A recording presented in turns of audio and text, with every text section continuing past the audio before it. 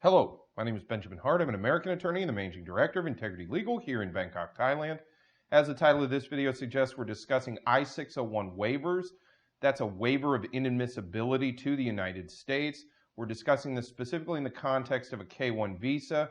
For purposes of this video, I'm going to discuss this in the context of dealing with it here at the U.S. Embassy in Bangkok, but this could be viewed as kind of a general information video on I-601 waivers in the context of the K-1 fiancé visa.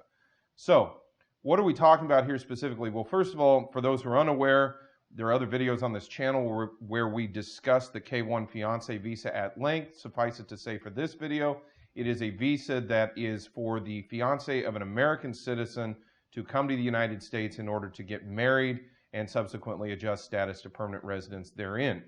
An I-601 waiver is a waiver of a finding of inadmissibility, and in the context of a K-1 being sought, for example, here at the U.S. Embassy in Bangkok, Thailand, this would occur after a finding of inadmissibility by a consular officer at this post.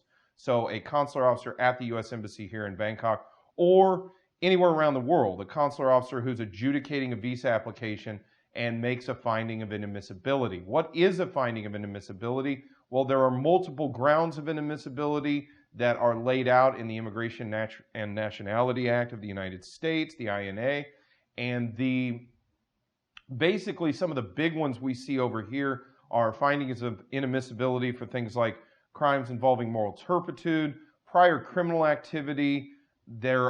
We've had findings of inadmissibility in the context of prostitution, findings of inadmissibility in the context of certain types of drug offenses may be waivable. All of these types of things, basically, your visa is denied. Actually, not basically. The visa application would be denied based on one of these findings of inadmissibility. Another one being something like fraud, misrepresentation. After the application is denied, it may be possible to get that denial waived pursuant to an I-601 waiver or a waiver of inadmissibility that is then adjudicated by the Department of Homeland Security. Now, depending on the legal ground of inadmissibility, depending on the specific factual circumstances of the case, a waiver may be approved for various reasons, legal or factual or otherwise. That being stated, that's going to be an issue to deal with your legal professional, and it's going to be factually based, so it's going to be case specific. I'm not really going to use this video to go into any great detail about the specifics of how an inadmissibility waiver would be adjudicated because there are so many facts and circumstances that have to be taken into account. It's very difficult to basically summarize that without understanding the specifics of a case.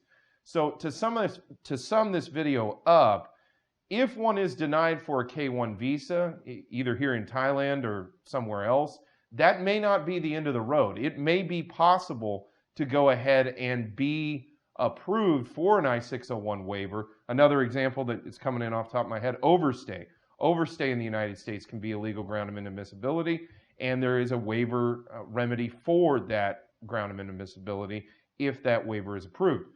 The thing to take away from this video, again, if the K-1 visa is denied, that denial may not be the end of the road. It may be possible to get that denial waived and ultimately get the visa issued so that that loved one can come into the country and folks can get on with their lives.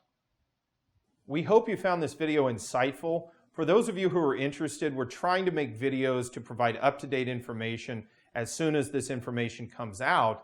And for that reason, it may be a good idea to go ahead and click the bell button, the bell icon below, to go ahead and be updated as these videos come out, as you can go ahead and be apprised of the legal situation as it evolves.